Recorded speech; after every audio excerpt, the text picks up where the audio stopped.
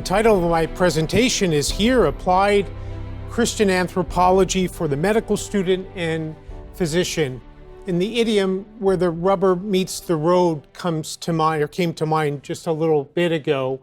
In some ways, I think taking some of what Dr. Colosi has given us and the speakers before him to now sort of mix in some practical, if you will, medicine, things that may be more day-to-day in terms of what we encounter in our clinics, in the hospitals. This is my rendition of the goals for the boot camp listed here.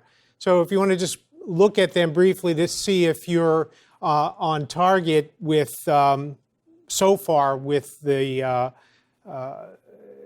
you've experienced here. We're integrating Catholic faith and practices into everyday practice of medicine. Hopefully, by the end, we'll have well achieved that, gaining some greater understanding of what it means to be a Catholic physician, medical student, learn and refresh knowledge in faith, content, and medical ethics, and importantly also to enkindle a desire for a new evangelization for authentic medical care. If we had a high power lens and zoom more specifically to the goals of my presentation now, I'd like to shed some light on the relevance of Christian anthropology in the practice of medicine, discuss some of the tools for this application, and then consider at least two approaches to witness in the practice of medicine. From a 18th century Enlightenment French philosopher Voltaire, I offer you this quote.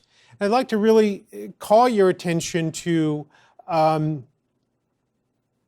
the last line. He goes on to say there's nothing more estimable than a physician who, having studied medicine and knowing the properties of the human body and so on, but after all of that, pays equal attention to the rich and the poor. And just before that, we see he talks about having learned all of this, exercising his art with caution as well. Let that sit as we go forward. Fast forwarding to modern day, from the American Board of Internal Medicine in their statement on professionalism, constituting those attitudes and behaviors that serve to maintain patient interest above physician self-interest. If I had to say my way of thinking about what it is to be a professional, it has something to do essentially with this putting the patient above one's own self-interest. Maybe a lofty goal, but I think an important one to, again, take with you as we go forward. A few years ago, thinking about this lecture and what sort of happens in medical school, I'd like to walk you through, I conceptualized this and put this together. Let me take you through this. If you just look at this top plot here, I don't know if you can read that. It's a representation of idealism, okay? The idealism that we may possess entering into medical school. And on the x-axis here, you see the beginning and then through one's 4 years of medical school. And I was thinking that, over time in med school, there's a decrement in one's idealism that maybe by the 4th year and certainly by graduation at the end of your 4th year, it sort of precipitously drops. Contrasting that with what I call cynicism in the yellow bar, being at a very low level early on, but then sort of creeping up as we go through medical education. red arrows indicating various forces that come to bear as we go through medical school. You know them better than I at this time. But all along having this sense that we want to maintain a balance and equanimity within our professional life going forward. So I offer you that, and I actually shared this with a colleague in the dean's office at my medical school, and she had said to me, "Oh, that's very interesting." She says, "I think there are actually some empiric data out there that show the same thing." This was unbeknownst to me, and so I went to the literature and found this. And just to situate, these are data that come out of Jefferson a few years ago. Again, on the x-axis are the years in medical school. And what they're plotting, and the two plots are really just a matched and unmatched cohort of medical students. They came up with this empathy score. And I thought it was very interesting. They measured empathy by this instrument and then tracked it, obviously, over the 4 years of medical school. And isn't it interesting what I was calling idealism, and this is obviously a different entity, but interestingly, see how that drops off rather precipitously toward the end of medical school. So this is what we're encountering. And what are some of the forces? Now, maybe not so much in medical school now, but certainly stepping out into the profession, and certainly by the time you're in hit your full stride in practice of medicine, regardless, I suspect, of what discipline specifically, specialties you're in. There are a multitude, and this is just a short list, I would suggest, a multitude of forces that come to bear that may be impacting us in a negative way with respect to a professionalism that we want to try to maintain. So I have your medical professionalism under siege from a variety of forces, many of them financial incentives, disincentives that impact us negatively, market competitive forces, so-called third-party restrictions, largely from insurers and these kinds of organizations. Interestingly, data that would suggest that patient trust may be waning in physicians. Excess stress and physical burnout and physician burnout. And then a shift at lunch or last evening, there was a part of one conversation discussing shift work and the trends in medical education going to duty hours and shift work changes in schedules that actually, while it may sound like a very positive effect, and not to say that there aren't positive effects with that, but there are also negative dimensions to that have to do with a diminished, quote, ownership of patients that I hear residents talk about not knowing the patients as well because of these work schedule changes, and actually a paradoxical in ways increase in stress levels because of these duty hour restrictions. This is a quote that appears in George Weigel's biography of now Saint John Paul II.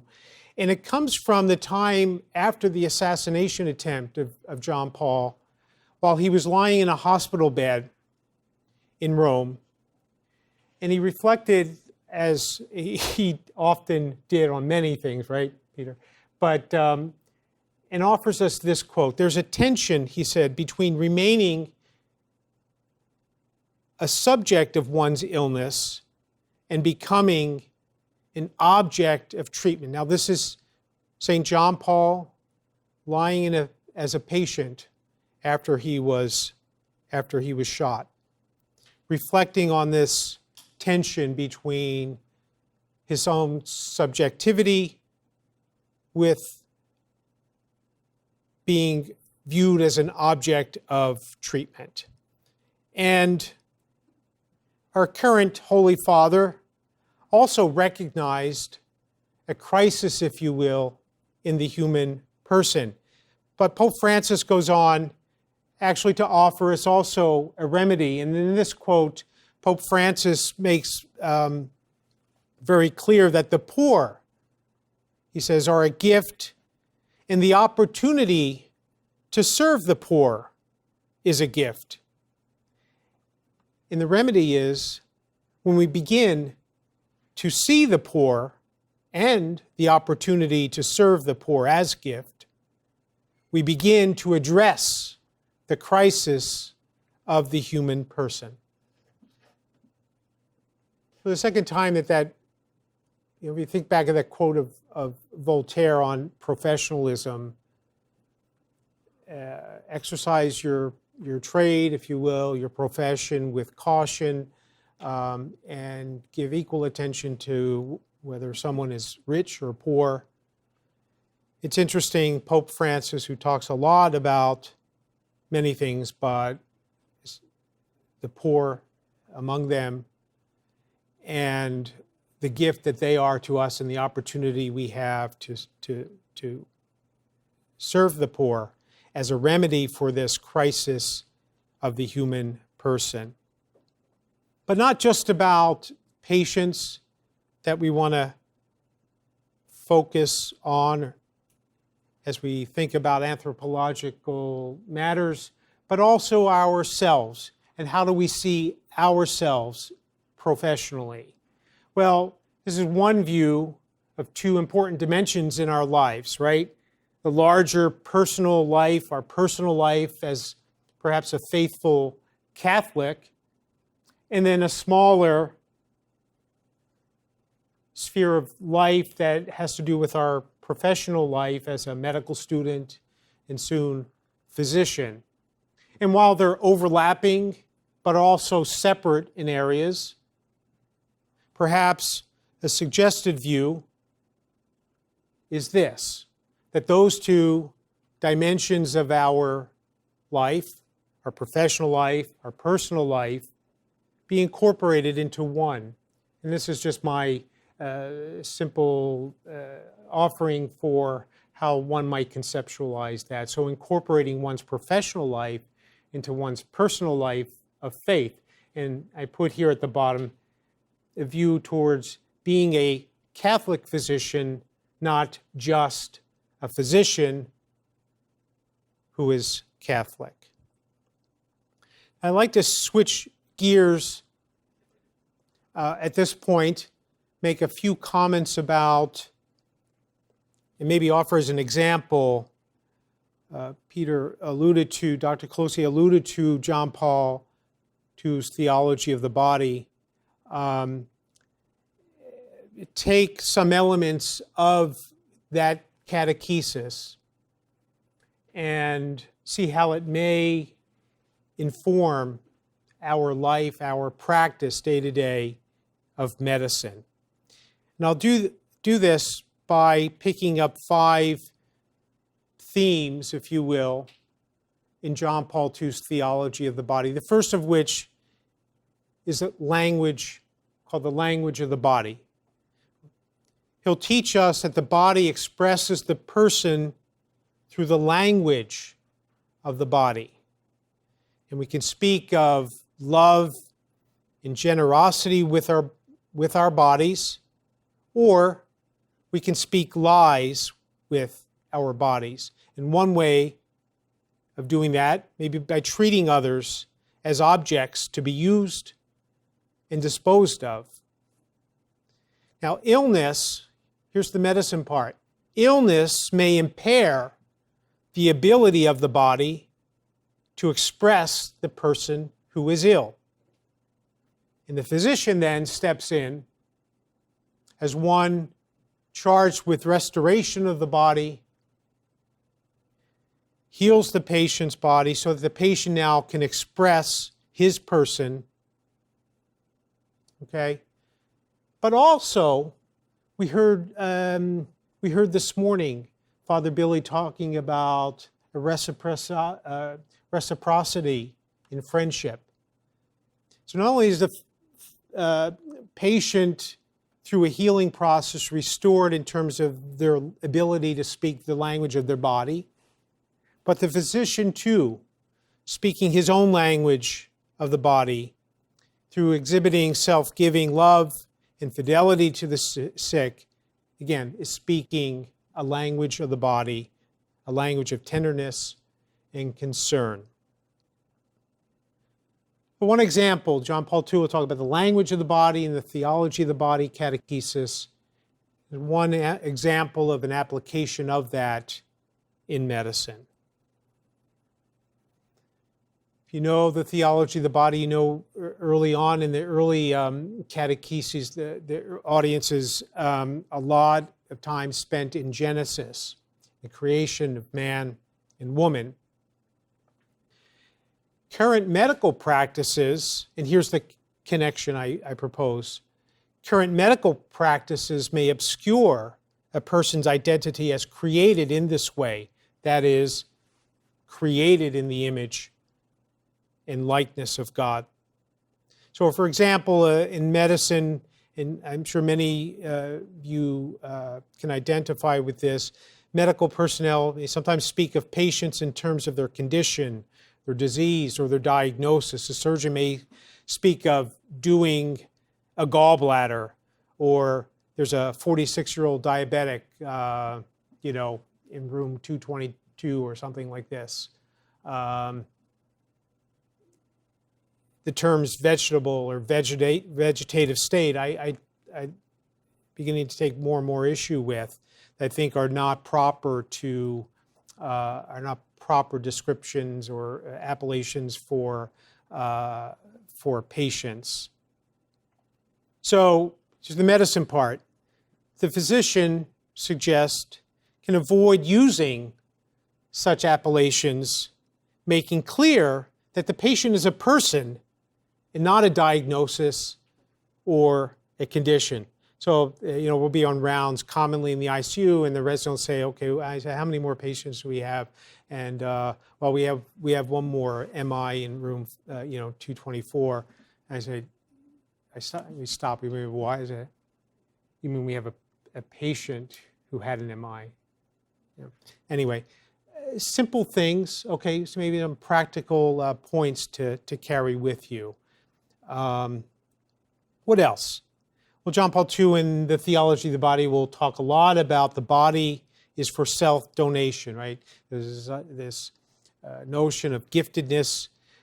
As we heard again, Dr. Colosi talk about persons. We are embodied persons made to be a gift to one another. And John Paul called this a spousal meaning of the body, or the body's capacity for expressing love and self-gift. What's the medicine part? The physician-patient relationship may manifest the self-donation in at least two ways. One, the patient allows himself or herself to be cared for by the physician, and in doing so is giving the physician his or her vulnerability and an opportunity for service. But again, it's a two-way street. The physician makes a true gift of himself or herself through his or her kindness to the patient, his or her healing touch of the patient, their gentle words, the use of their knowledge to benefit the patient.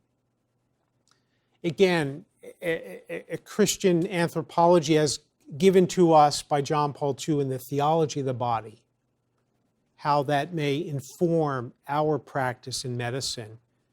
I offer these examples. John Paul II will talk about a communio personarum, a communion of persons. Man, in reflecting the image of God through our rationality and our relationality, marriage will commonly talk about as an example in being imaging the Holy Trinity. I suggest that the patient-physician relationship too may be a form of a communion of persons. And lastly, an element of that catechesis, shame. From Genesis Who told you that you were naked? Well, because of original sin, or one of the effects, we have now a distorted sense of the body as manifested in a tendency to view others as objects. And this creates a fear of being seen with a gaze of use and a need to protect, therefore, oneself from being looked upon as an object. I think we do well in medicine if we have some understanding of this. Okay? And the physician, then, being aware of this, may then strive to live with a purity of heart. Such a view will affect his or her manner, speech, and decisions with regard to respecting his or her patients. Okay. Shift gears again. What are some practical tools, if you will, that you can put in your kit and carry with you? Well, I think for sure, and this again is not an exhaustive list, but what I put here are some so-called foundational items. So I think having some facility, being reasonably conversant with these items will serve you well in medicine. Recognizing that we are created in the image and likeness of God, that we are children of God, that God is God and we are not. Personalism, I don't know that I want to get in, or I'm competent to get. I looked again to Dr. Colosi. We heard a little bit about personhood and the distinction he's trying to make there. This is a whole developing, or well-developed in many ways, field, but continues to go on. There's a view of, again, seeing ourselves as embodied persons. That's the incarnational piece to it. I think we do well, too, to have in our toolkit an understanding of what it means to be a communion of persons, a communio personarum. And related to that, but separate enough to have a view of ourselves as being made to be gift to others, whether it's our spouse, it's the church, and I would suggest to an extent our patients in the context of the patient-physician relationship. Because it's a toolkit, I thought I had to come up with something that looks like a tool, and you can see I was horrible in creating this. The vertebrae of this are the what? Theological virtues, okay? But there are two other important realities that we commonly, one maybe more than others, at least explicitly, that we encounter as we walk in medicine: suffering and forgiveness. And notice the bonds. Now we're going to talk a little bit of biochemistry. The bonds between forgiveness and suffering are strongest with what? With love. We'll hear in a few moments the suffering-love connection. John Paul II in his apostolic letter Salvifici Doloris, will talk about suffering in the world present to unleash love in others. It's one connection. A few weeks ago at Sunday Mass, I think it was maybe the 10th week, this year was the St. Luke's, the gospel of the woman in the house, and the sinful woman who washes the feet of Jesus with her tears, dries them with her hair, and anoints his feet. And what does St. Luke say in that passage? That she loves much because she was forgiven much. So again, a connection between the love and forgiveness. And how is that relevant to medicine? Well, again, maybe this is higher order, but having a sense, of patients who maybe feel a strong need to be forgiven, perhaps even ourselves day to day as we go through things, having a sense of, are we forgiven, to be then charitable to our patients. So again, something I offer you to maybe ponder further, but having some view of these virtues, these realities, other realities that we encounter in medicine, and maybe the connectedness among them. On suffering, Pope Benedict XVI offered this quote from his encyclical: "The true measure of humanity is essentially determined by or in relationship to suffering and to the sufferer." So he says, to suffer with the other, suffer for the sake of truth and justice, to suffer out of love, all of these things are important in order to become a person who truly loves. These are fundamental elements of humanity, and to abandon them would destroy man himself. Another feature of that connectedness between love and suffering. What else do you want to put in your bag? Well, either a hard copy or electronic version of the Catechism. Very important, and I think many of you are well aware of the 4 pillars of that beautiful document. They have to do with faith content and a sacramental life and moral life as a Christian, and of course prayerfulness, a lot of which we heard yesterday. And I know that this is probably unreadable, but I put this up here. Dr. Sister Kuntz compiled this list, which has just relevant topics from the relevant topics that can be found in the Catechism, and then the accompanying paragraphs listed there. I don't know if you'll get I don't have a handout, but this slide deck electronically will have those for your reference. Certainly, it wouldn't be hard to create that yourself, but there's a ready-made list of, again, the relevant paragraphs in the Catechism with various matters that you'll encounter in healthcare. So for the last time, I think, shifting gears, I'd like to just propose 2 approaches, if you will, that we may take. We could go back and forth with. They're just my suggestions for how we may walk in our practice of medicine. The first I call a lookout approach, which seems to be characterized more by a reactionary or having a defensive posture with respect to our faith as we immerse ourselves in the medical world. An approach, as I say there in the first point, that prompts us to be on guard, on the lookout for what might be happening. Approach also that calls for looking for warning signs.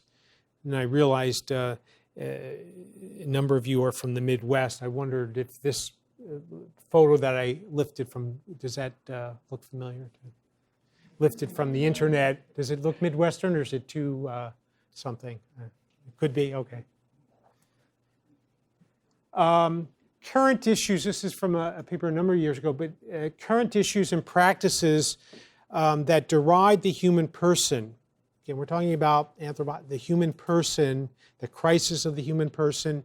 So what are some of the issues, practices in medicine, or that we may encounter in medicine, that deride the human person as created in the image, as created male and female in the image and likeness of God? And I categorized things as I saw them and put them in these 3 categories. The first being a blurred distinction between man and woman. These might include homosexual practices, including so-called same-sex marriage, perhaps gender reassignment, surgery, how much attention this is getting. Anyway, be on the lookout. Blurs the distinction between man and woman. It's created in God's image. Category 2, the person being seen primarily as an object to be used. Well, what are some of the things that go on in medicine, in the healthcare field, that may be categorized under this heading? These include certain organ procurement practices for organ transplantation, possibly donation after cardiac death, for example, embryonic stem cell research and development, euthanasia and physician-assisted suicide. Category 3 I called rupture of communio personarum. What sort of activities might we find here? Well, these include various reproductive technologies such as contraception and in vitro fertilization, and an erosion in medical professionalism that's occurring. And that connectedness we may have with our patients, that professional relationship we must maintain. Perhaps also moral relativism could be listed under that category. And to try to keep it practical also, I thought, you all either have, some of you have been through various clinical rotations. Those who haven't soon will be. And I tried to categorize, quote, issues, medical, moral, ethical issues that you're more likely to encounter under particular disciplines or rotations that you'll go through. So certainly in obstetrics and gynecology, a whole host of matters, contraception, assisted reproductive technologies, abortion, sterilization, genetic counseling, aspects of that, I should say, family practice, oral contraceptives, erectile dysfunction treatments in the unmarried, an interesting matter that I know some of my colleagues have encountered.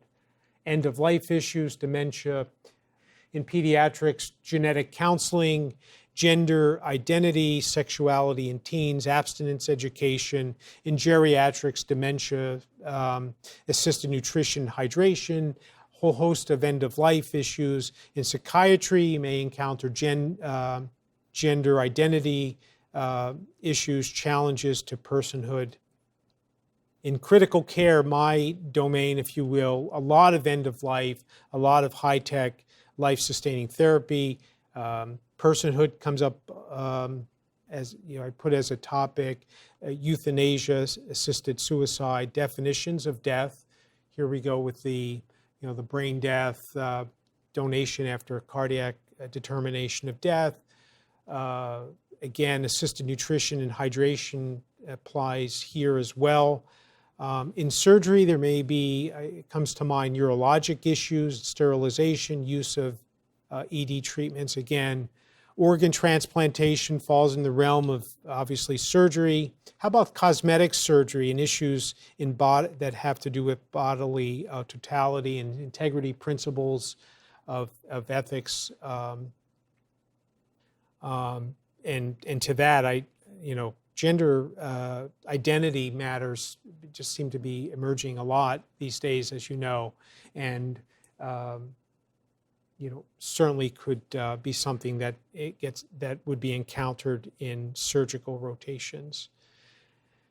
Whole matter of research, mostly clinical research, where you're talking about informed consent for patients, truth-telling, respect for persons, confidentiality, conflict of interest, and so on. Public health, for those that may do electives or touch on that area of medicine, some of the biomedical ethical issues there may have to do with resource allocation, and then a utilitarian ethic, I put, also would come into play. Again, with this lookout approach suggested, to be careful, to beware. It's interesting, that was the gospel we heard this morning, and Father Billy also alluded to that term, beware. And I think as we go through the literature, we hear people talking on the floors, in the clinics, in the hospitals. Beware of terms such as, and the list goes on. I'm not suggesting that any of these terms are improper or somehow wrong or immoral or anything like that, or the practices that they describe. Well, there's some clearly are. The last one, physician-assisted death. But just be careful as you hear people of talking about, that these terms, they may be buzz phrases for you to sort of just take pause. It's interesting with the whole physician-assisted death, physician-assisted suicide, where the literature seems to be shifting and making it a more palatable presentation. You're shaking your head. Do you want to comment on that? We're talking about physician aid assisted dying. Dying evokes a less visceral effect. Interestingly, how about, phrases like, it's my body. Boy, that's loaded. Futility. Again, not improper words or anything, but just to be careful. Just there's more, potentially more behind that. Well, he's already dead. Withdrawing care. I'm going to make a few extra comments about that. Man in a woman's body. She's not really there. Again, Dr. Colosi, a person appears to be, is in coma. Patient's family, they're not really there. I was going to just offer this anecdote. A couple of months ago, on rounds on the weekend, encountered walk into patients. I didn't know these patients. I was just covering the weekend. I walk into it was in the critical care unit. Walk into a patient's room, 40-some-year-old woman who was in a coma, was weaning from the ventilators on a trach collar. Not any other life-sustaining treatments. Actually, was on the trach collar. And the mother of the patient is sitting on a chair at the foot of the bed, and her fiance is standing at the other end of the bed. It's kind of it's not a funny story, but it was a little bit. There was a little bit of God's humor in there, because that particular day was that afternoon was being honored with an award from a life community life organization that were featuring end of life care, and because of that, it was like at 4 o'clock or something. It was a busy day, and I was just trying to get through quickly, see these patients quickly to get out so I could make this banquet. And so I get the history and walk in. Walk into the room. The first thing the fiance says to me, he's like this. He says, "Doctor, we want you to put her to sleep." I'm like, "Oh, great." It's like, you heard this before. I understand. Tucker, I think I taught. I'm thinking, oh my goodness. Now, so it was obviously engage him. We go through a discussion now. Well, but my point, I guess, is that how much our society has been infiltrated or permeated, saturated, maybe, hopefully not, but with this notion of a person in coma. We're starting to see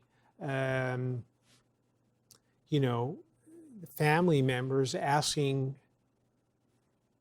physicians to do something like you might consider doing to an ill family pet or something, to put them to sleep. That is the term he used. We want you to put her to sleep. Anyway, Another approach, I think this is, I see this as less defensive, maybe more offensive in its approach, proactive approach, engaging more fully in the practice of medicine, practicing in truth, there may be with this approach an evangelization dimension to it. And so I offer you this. First, this is something I came across many years ago, this notion of viewing or imaging the ICU as a holy place. And what's suggested here is that it may be instructive.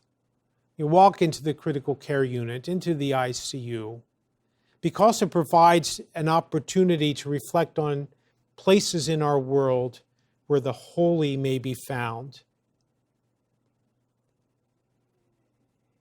And with that image, maybe in mind, it might help guide our behavior and actions when we're in the ICU. And what's interesting, I came across it, it's interesting, if you think about this, many times, even without knowing this, when you step into the ICU, there is a certain reverence. If you look at the body language and behaviors of people, patients' families, even the doctors to some extent, there's sort of a, it's reminiscent of behaviors and actions that are geared towards respect and reverence. So anyhow, I offer that as an interesting concept to think about the ICU. And why might that be the case? Well, it's a place where people are asking important questions, or their families are. What does life mean? This person may not, is dying.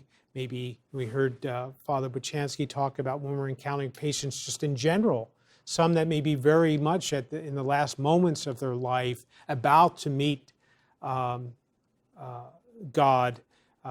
It's not a stretch then to think that something beyond just medicine is going on there. Application of medical technology in general, in the ICU setting especially, tends to depersonalize patients. And it's particularly important to maintain a strong sense of the primacy of the patient as a person. So imaging the ICU as a holy place may facilitate these ways of thinking about patients and how we may behave in the ICU. No suffering, I suggest to you. Although it's a mystery and it's a difficult to grasp and process, it may take a lifetime even to come close to some reasonable understanding about it. But gain comfort with an understanding of suffering. We owe it to ourselves, to our patients, to have a better understanding of this reality. And in some specialties, certainly we're going to encounter it more than others, simply because it's what you're going to be dealing with.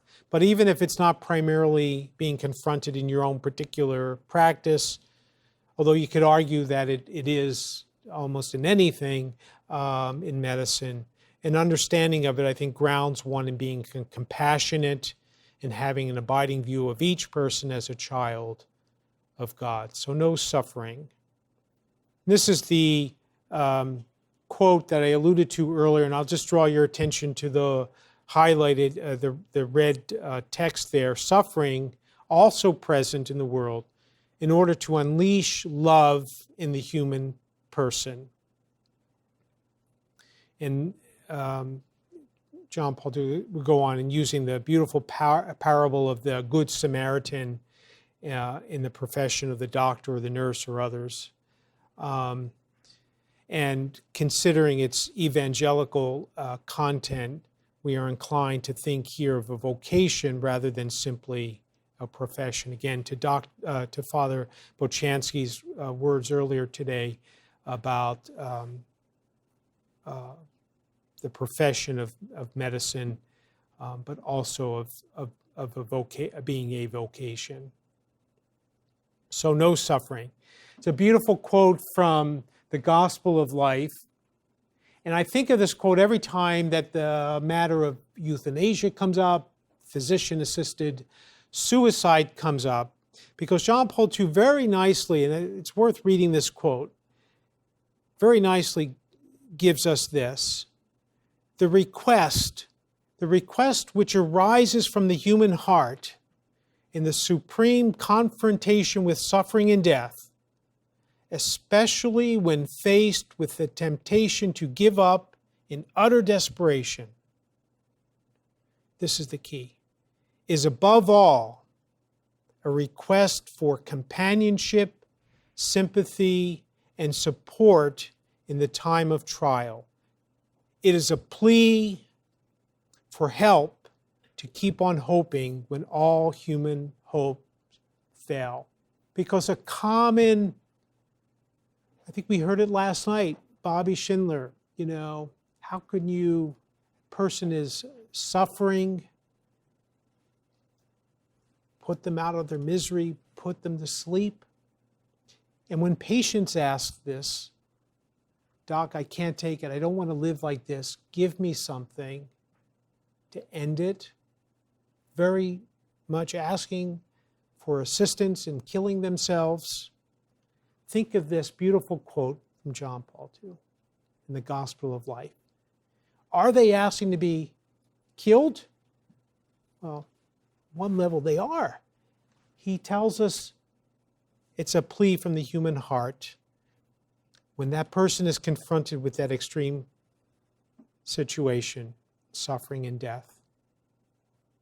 Above all, a request for companionship, sympathy, and support. Beautiful. No poverty. Circling back to Pope Francis in the remedy he offers about knowing poverty, there's something there. The remedy for the crisis of the human person.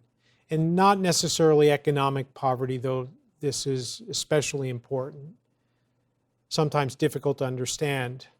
But knowing poverty, like knowing suffering, opens us up to a compassionate care and an abiding view of each person as a child of God.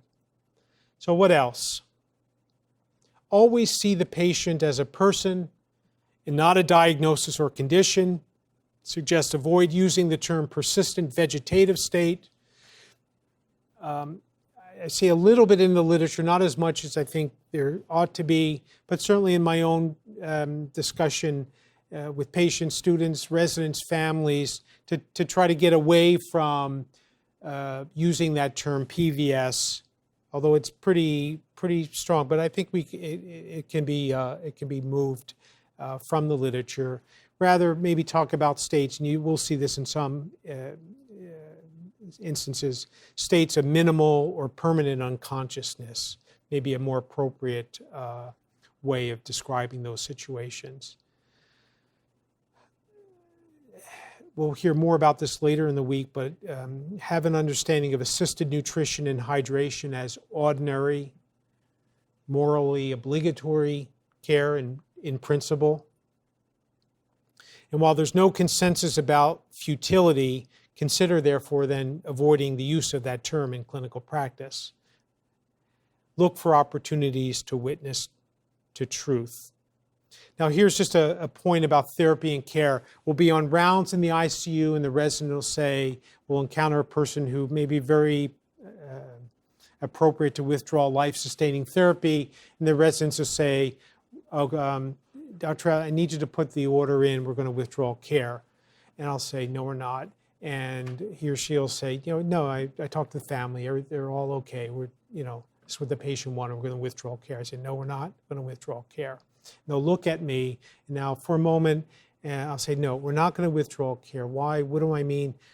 I said, we'll withdraw therapy, we'll take away life-sustaining therapy, but we're not going to withdraw care. Why do I say that? Why do I make a point? Therapy typically addresses pathology. Care refers to showing interest and concern or providing assistance, not necessarily involving any pathology, right? We care for people all the time. Subtle distinction? Maybe. I don't think it's that subtle. So my point is we should never withdraw care. Always care. So be more precise, I would suggest, in our language. Let's be more precise. We have a rich, English language is a very rich language, right?